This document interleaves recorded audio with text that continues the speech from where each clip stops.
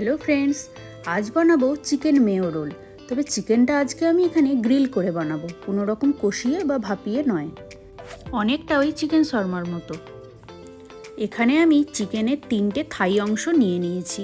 তো প্রথমে চিকেনটা নুন আর ভিনিগার দিয়ে আধ ঘন্টার জন্য ম্যারিনেশন করে রেখে দেবো।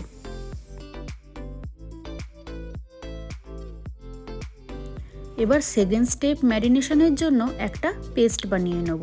তো প্রথমেই আমি দিয়ে দেবো টক দই। তো চিকেনের যতটা পরিমাণ থাকবে সেই মতন দেব টক দই। তারপর এবার একে একে দিয়ে দেব অল্প হলুদ গুঁড়ো, লঙ্কার গুঁড়ো, গোলমরিচ গুঁড়ো, জিরে গুঁড়ো আর আদা রসুনের অল্প একটু পেস্ট। তারপরে দিয়েছিলাম একটু তন্দুরি মশলা পাউডার আর সবশেষে তেল। তো সব কিছু উপকরণ একসাথে ভালো করে মিশিয়ে নিয়েছি। ঠিক এই রকম মোটা টাইপের বানাতে হবে। তো এবার এই পেস্টটা চিকেনের ওপর দিয়ে দেবো আর চিকেনটা খুব ভালো করে ম্যারিনেশনটা করে নেব। ও হ্যাঁ, আর একটা কথা বলতে ভুলে গেছিলাম, থাই বা লেগ যে কোনো অংশই নাও না কেন, ওপরের অংশটা অল্প করে চিড়ে দিতে হবে, কারণ মশলাটা যাতে ভেতর পর্যন্ত খুব ভালোভাবে ঢুকে যায়। তো এরপর আমি একটা বেকিং ট্রে নিয়ে মাপ করে ঠিক আমার যতটুকু লাগবে ততটুকু একটা ফয়েল পেপার কেটে নিয়েছিলাম। তো ফয়েল পেপারের উপরে একটু অয়েল ব্রাশ করে দিয়েছিলাম। তো এরপর থাইয়ের পিসগুলো এক এক করে দিয়ে দেবো। আর এক্সট্রা যে মশলাটা বাটিতে ছিল সেটাও একদম সুন্দরভাবে ওর উপরে মাখিয়ে দেব। আমি এখানে ম্যারিনেশন করে ওই 2 ঘন্টার মতন রেখেছিলাম, আর তোমরা চাইলে 3-4 ঘন্টা বা 5 ঘন্টাও রাখতে পারো, এতে কোনো অসুবিধা হয় না, বরং চিকেনটা আরও বেশি নরম হয়।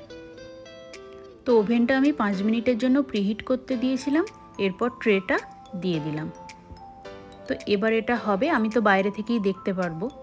তো এবার এটা 2 সাইডই ভালো করে গ্রিল করে নেব। তো দেখতেই পাচ্ছ গ্রিল করা হয়ে গেছে, কি সুন্দর হালকা পোড়া পোড়া হয়ে এসছে। তো এবার এটা আমি একটু কুচি কুচি করে নিয়েছিলাম।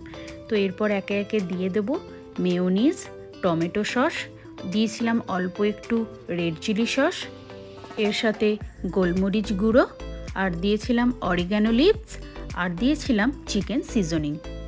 তো ব্যাস, এবার সমস্ত কিছু উপকরণ একসাথে ভালো করে মিশিয়ে নেব। আর চাইলে তোমরা অল্প চাট মশলাও দিতে পারো, তোমাদের নুনটা অবশ্যই পরিমাণ মতন দেখে দিতে হবে। আর যেহেতু এই হোয়াইট র্যাপের প্যাকেটটা আমার বাড়িতেই ছিল, তাই আজকে আমি এটা দিয়েই বানাচ্ছি। তো এর রুটিগুলো একদম পাতলা, মানে একদমই পাতলা হয়, যেটা এই রোলের জন্য একদম পারফেক্ট। আর না হলে তো ময়দা দিয়েই বাড়িতে বানাই। তো এবার তাওয়াতে 2 পিঠ ভালোভাবে সেঁকে নিয়েছি। এখানে কিন্তু আমি কোনো রকম তেল দিইনি, শুধুমাত্র রুটিটা তাওয়াতে 2 পিঠ ভালোভাবে সেঁকে নিয়েছি। তো ব্যাস, মাঝখানে পুরটা দিয়ে রোলটা বানিয়ে নিলাম। তো প্রথমে বর্মশাইকে দিই, দেখি খেয়ে বলুক কেমন হয়েছে।